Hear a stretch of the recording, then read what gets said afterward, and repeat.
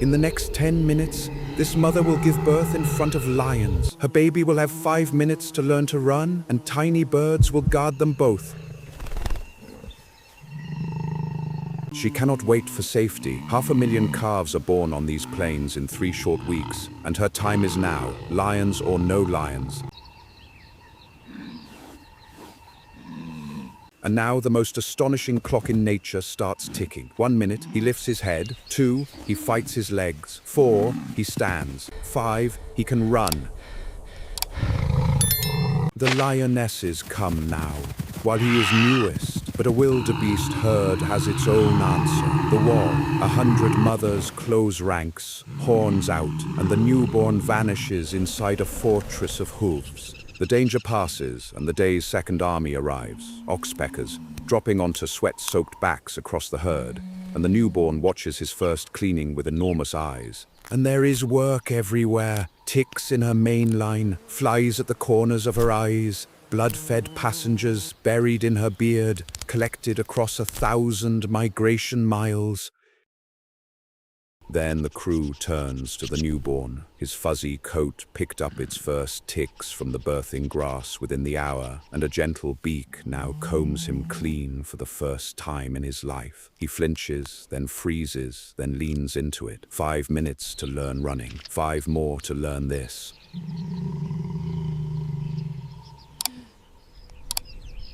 For the mother, every tick matters more now than ever. She must turn grass into milk fast enough to double her son's weight in weeks, and a heavy tick load steals exactly that blood and strength. Scientists weighing the trade found oxpecker-tended herds carrying half the parasites of untended ones. The birds are not passengers on this migration, they are part of the engine.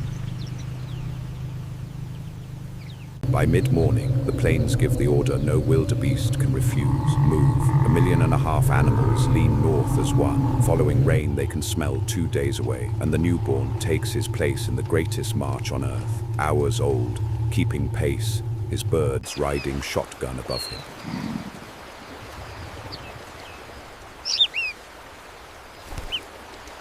The service never stops for travel. Oxpeckers work the moving herd like conductors on a train, hopping animal to animal, collecting the fare in ticks. And in the dust below, white egrets march beside 1 million hooves, snapping up the grasshoppers. The great march kicks loose. One migration, feeding 2 nations of birds.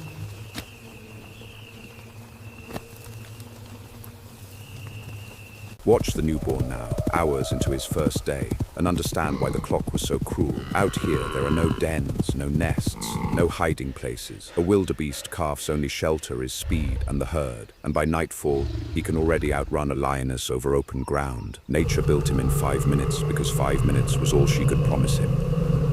Rejoining the vast rumble, belonging.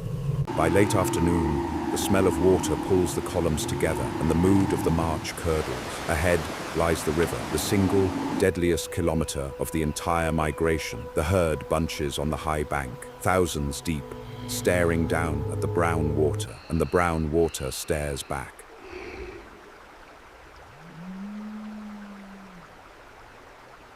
No single animal decides crossing. The pressure builds and builds until the front rank simply runs out of ground, and then the bank collapses into an avalanche of bodies. Thousands pour over the edge, and the mother has one heartbeat to choose her line before the tide takes her and her son with it.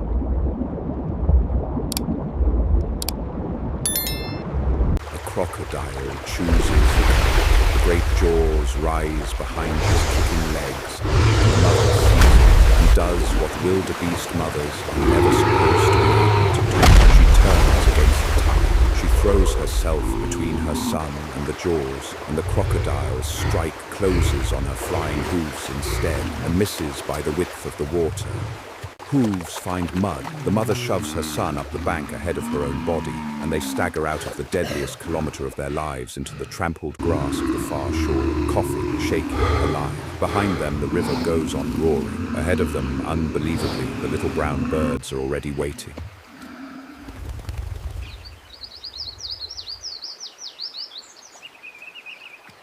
And the after-river service begins at once, because the river always leaves passengers. Leeches fastened to soft skin during the swim, waterborne flies drawn to soaked coats. The birds work both survivors over from ears to hooves, tugging the leeches free, one stretching pull at a time, and every crunch says the same word, alive. Beyond the river waits the reason for everything, the new grass, green to the horizon, growing faster than a million mouths can eat it. The herd spreads across it like a dark sea coming home, and the newborn tastes his first blades in the land his mother crossed a crocodile's jaws to give him.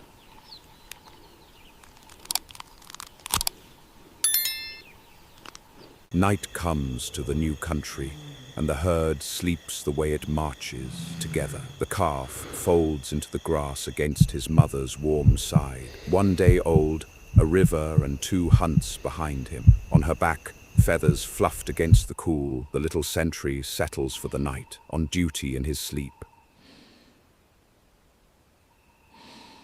Dawn on his 2nd day finds the night's toll already collected. Fresh ticks up from the long grass, dew flies on both their coats, and the day shift is at work before he opens his eyes, clearing his mother first, then combing the sleep from his fuzz, the oldest morning routine on the plains running one more time.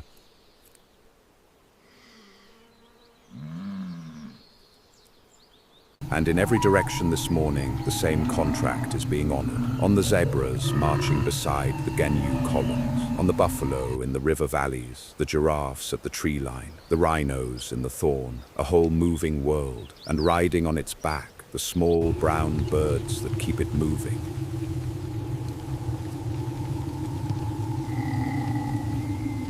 Mid-morning brings the full parade service, main line stripped tick by tick, beard combed clean, the soft folds behind the legs cleared of the river's last stowaways. The mother stands with her eyes closed in the warm light, 1 day after lions and crocodiles, and lets the smallest allies she has put her back together, crunch by crunch.